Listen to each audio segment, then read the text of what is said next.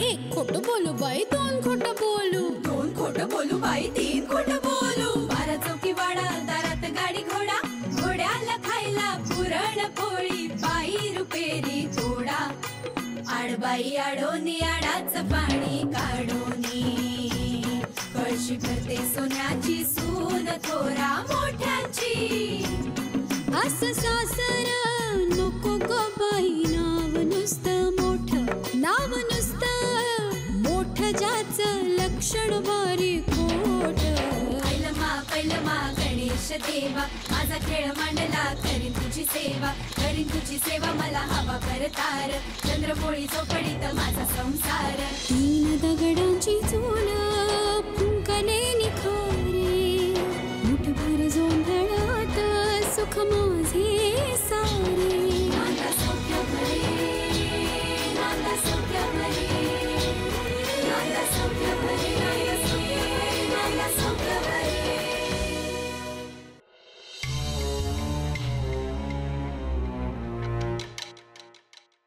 ऐक परमेश्वरा, किती वाजले? झाले वाटतं झोप. 4 वाजले. पुरणपोळ्या अंगावर आल्या अगदी माझ्या. आकडे का द्यायची तुम्ही मला? काय तुम्ही तरी गोड खाऊन एकदा तू झोपलीस की हाका मारून उठतेस का? तरी या गोड खाण्यामुळे आपलं काय नुकसान झालंय माहितीये तुला, तरी हसतेस. चांगलंच लक्षात आहे माझ्या. नाही पण ठेवीन आता लक्षात. चहा झालाय का तुमचा? नाही. बाळूला सांगते मग. त्याच्या अंगावर आल्यात पुरणपोळ्या. झोपलाय गधडा. मग धाकटे सुनबाई त्या काय करतायत? त्यांना सांगते. धाकटी सुनबाई, धाकटी सुनबाई गेली आहे माहेरी. माहेरी? आणि इंद्रनील थांबवला नाही तिला? इंद्रनीलच घेऊन गेलाय तिला. वाह. आजीला पुरणपोळ्या नेऊन द्यायला. तुला सांगायला आला होता पण तू झोपली होतीस, मला सांगून दिला. अच्छा, आता हे कारण आहे का? बर, म्हणजे आता ही रोज नवीन नवीन पदार्थ करणार आणि कधी आजीला, कधी आईला, कधी बाबांना, कधी धाकट्या बहिणींना असं म्हणून द्यायला सतत माहेरी जाणार. शांतम पापम. शांत राहायचं. आपलं काय ठरलंय? आपलं काम झाल्याशिवाय स्वानंदीच्या वागण्याकडे लक्ष द्यायचं नाही.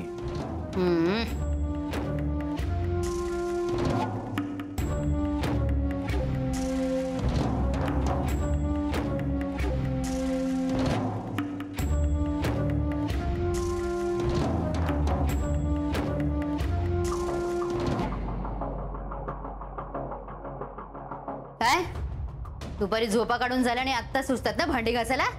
हो बाईसाहेब, काय झालं, त्या पोळ्या अंगावर आल्या हो, म्हणून लागली डुलकी. कामचुकारपणा करण्याची सगळी कारण तोंड पाठ येते तुझे.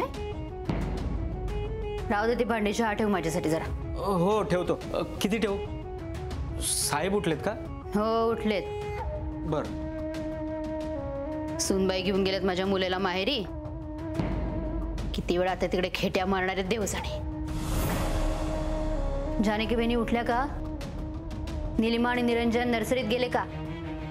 मोठ्या वहिनी गप्पा मारतायत वच्ची मावशींबरोबर. वच्ची मावशी आहेत अजून? हो. ही बाई पण ना 7.5 सारखी माझ्या मागे लागलेली आहे. आले इंद्रनील आणि स्वानंदी. तू चहा ठेव, मी भांडी घासते. काय झालं ताईसाहेब? चहा ठेव, मी भांडी घासते. जास्ती बोलायचं नाही, कळलं ना? बर. मध्ये मध्ये बोलायचं नाही जास्ती. मला तुम्ही आईकडे घेऊन गेले. बरोबर. आई, आई, अहो तुम्ही का भांडी घासताय? भाडू दादा. अगं त्याला जरा झोप लागली होती, म्हटलं असू दे, तू चहा ठेव, मी भांडी घासते पटकन. 4 भांडे आहेत अगं. आई अगं तू झोपली होतीस ना? अरे इंद्रनील, वाजले बघ किती, 4 वाजायला आले. आणि वेळेवर तुझ्या वडिलांना चहा दिला नाही ना तर डोकं दुखायला लागतं अगं त्यांचं. आणि दिवसभर काम करतोय, म्हटलं पडला होता तो, म्हटलं उठ बाबा आता पटकन चहा ठेव, मी भांडी घासून टाकते.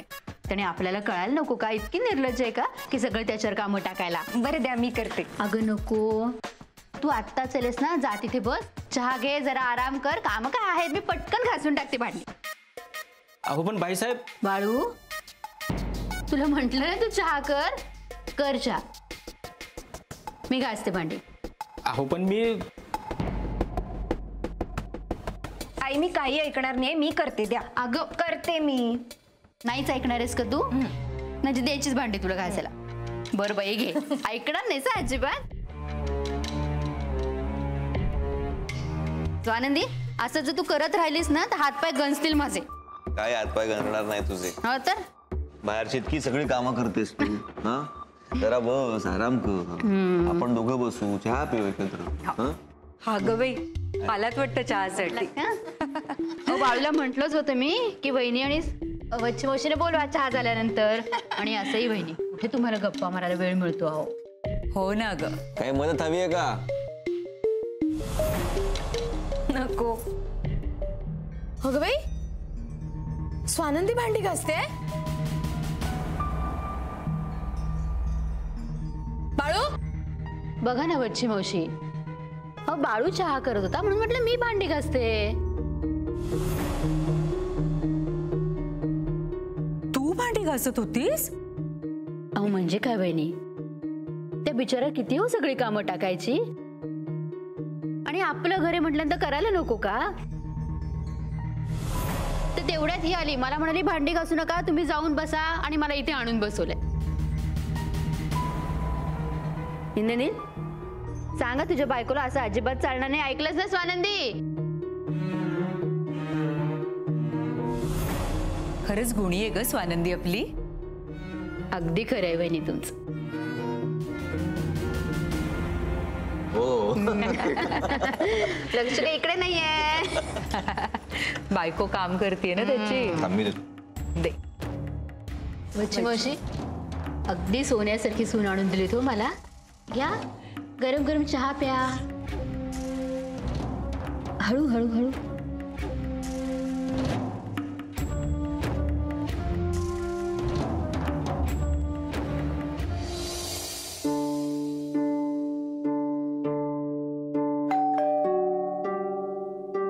जुईल्या, दरवाजा उघड. आले. संपत आहे तू?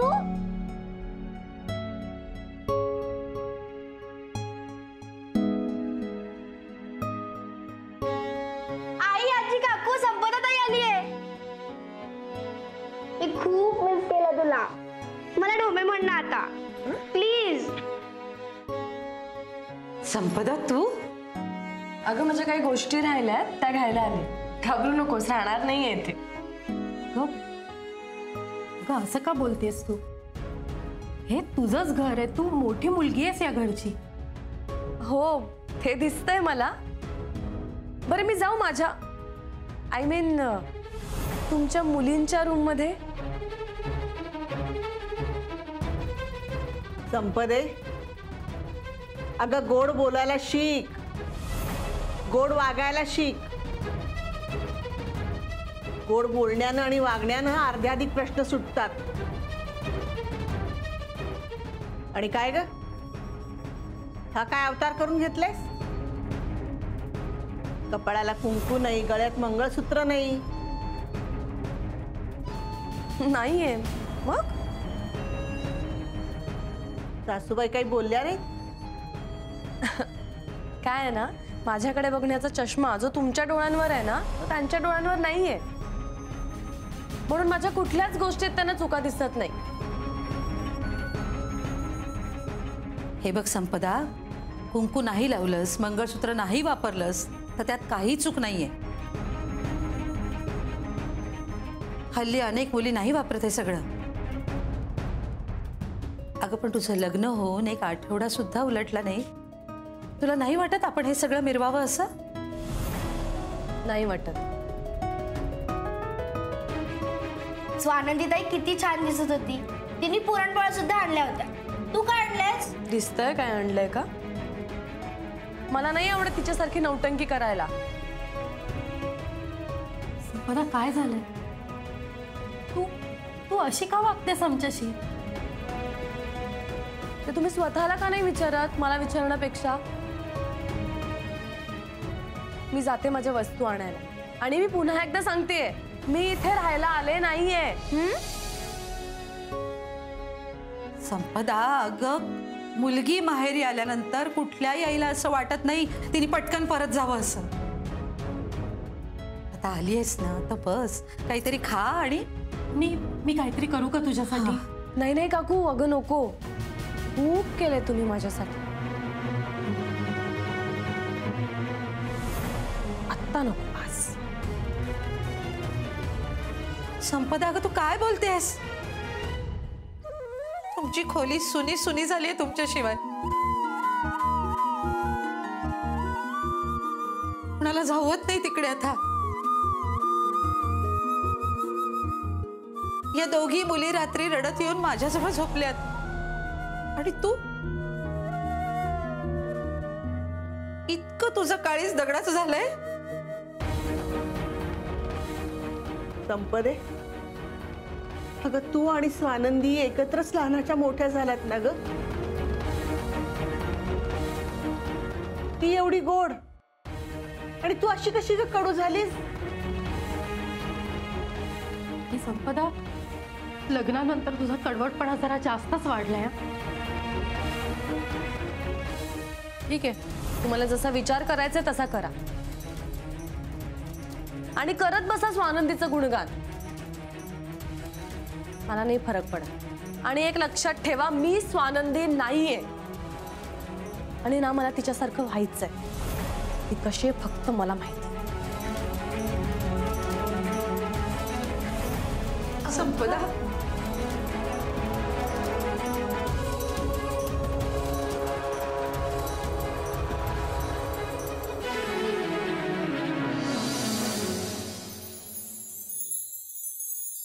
राहू दे हो, करते मी. अगं नाही करतो, मला मजा येते.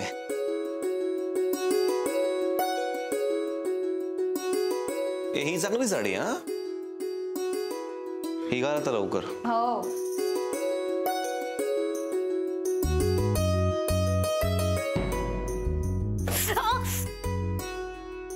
हळू हळू हळू हळू हळू. मग काय लागलं? हे हळू हळू. हा, बैस इकडे. खूप लागलंय का? नाही, ठेच लागली आहे. पायाला हात नका लावू. बायकोच्या पायाला हात नसतो लावायचा. वेडी झालीस का? तुला कोणी सांगितलं असं? अरे बायको जर आजारी असेल, बायकोचे पाय दुखत असतील तर ते झेपून द्यायला हवे ना.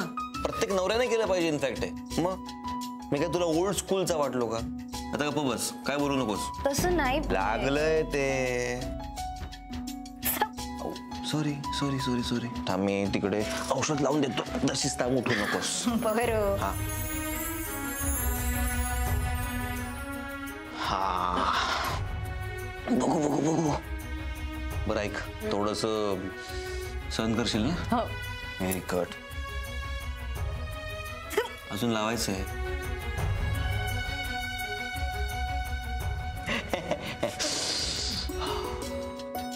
दुखतंय थोडस थोडस ना.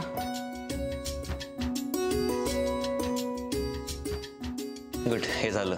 आता मला सांग, तुझी कोणकोणती कामं करायची? थांब, तुझं कपाट ना मी लावतो. नाही नाही नको. त्यापेक्षा माझं एक काम कराल का? मला ना एक शेल्फ लावून हवा होता. वच्छ्यात त्यांनी माहितीये का दुर्गा मातेची मूर्ती दिली आहे, ती ठेवायची. लावून द्याल प्लीज. बाळूदादांनी सामान पण ठेवलंय. अच्छा ते. जी सरकार, जी जी करतो सरकार. चालत तुमचा फिल्मीपणा सुरू. थांब, इथेच बस, उठू नकोस. हा, आणि सांग मला, हे इथेच ना असं? नाही नाही, तिथे नको. इथे इथे समोर. जी सरकार, जी सरकार.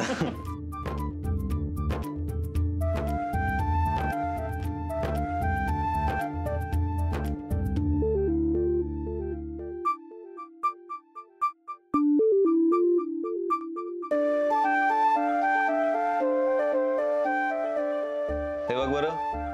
थोडं लेफ्ट. हा, आता राईट. आता परफेक्ट. हा.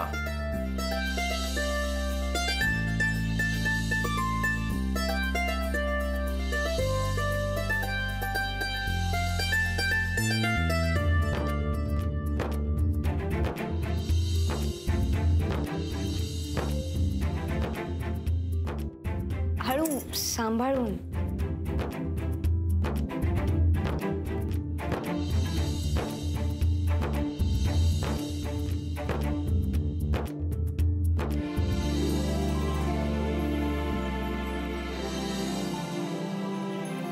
ओके सरकार, सरकार पेश है. परफेक्ट.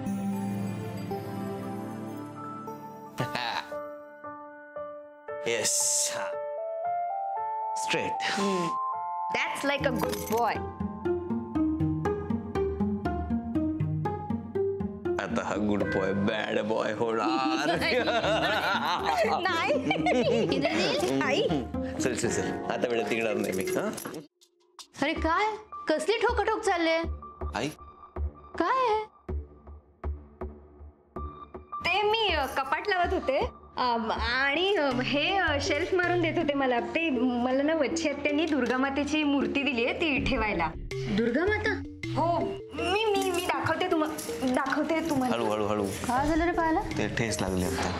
काम करत होते ना तेव्हा. हळू ग. हळू. हा दाखव.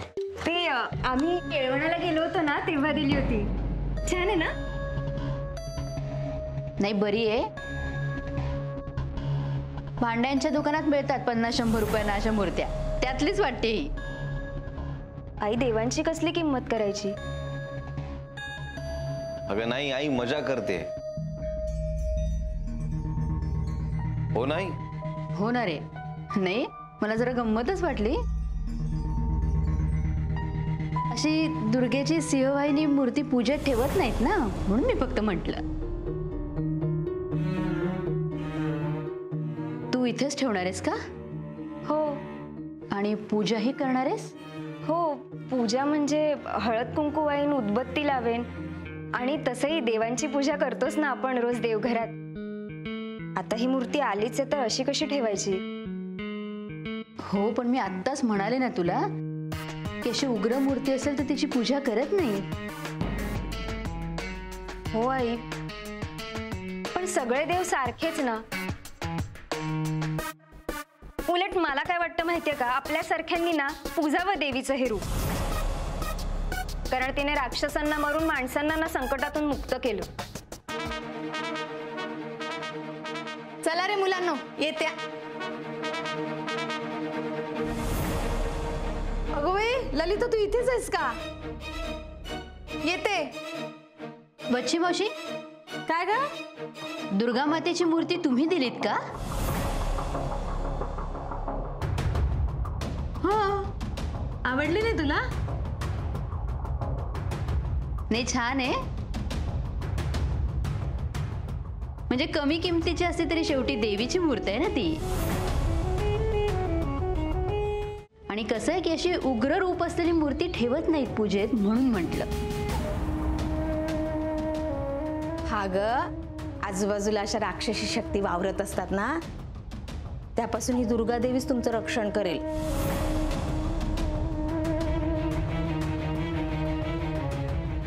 पण वच्ची मावशी, स्वानंदीच्या भोवती कुठली असणार आहे ना राक्षसी शक्ती?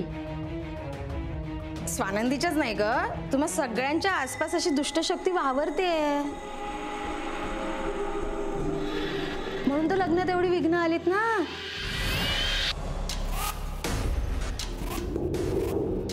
आठवते ना तुला?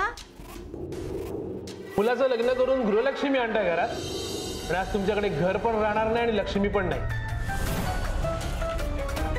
2 महिन्याची मुदत देतो तुम्हाला. महिन्याच्या 50,000 रुपये प्रमाणे 2 महिन्याचे 1 लाख आणि 10 लाख रुपये डिपॉझिट.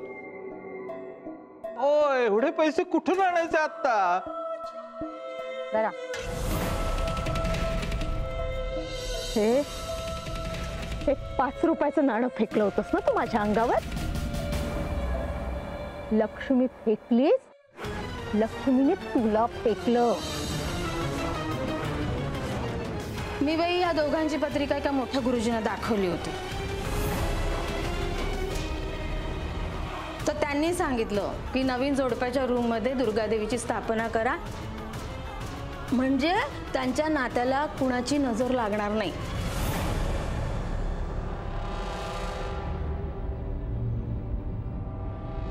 दोघांमध्ये कुठलीही राक्षसी शक्ती वास करणार नाही असं म्हणाले बाई ते. जर तुला नकोच असेल तर मग नाही वच्ची मावशी, मूर्ती राहू द्या. आता कोणते नवीन संकट नकोय. बरोबर की नाही? खरे बाबा, आता आणखीन संकट नको हा यायला.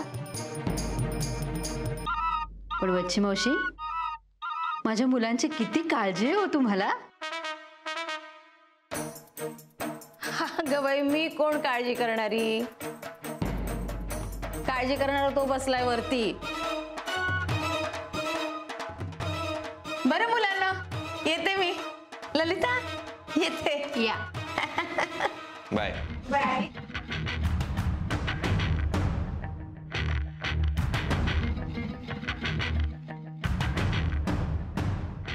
बस आनंदी, तुला हे कपाट पुरणार आहे का? नाही पुरणार नसेल तर तसं सांग, आपण वॉर्डरोब करून घेऊ तुझ्यासाठी. नाही पुरेल. बर. आणि आता धडपडू नको. चल.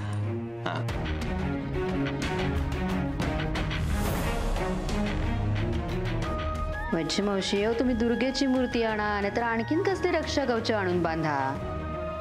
या नात्याचं रक्षण आता कुणीही करू शकणार नाही. ज्या दिवशी माझी सगळी कामं पूर्ण होतील तेव्हा स्वानंदी आपल्या घरी कायमची निघून गेलेली असेल.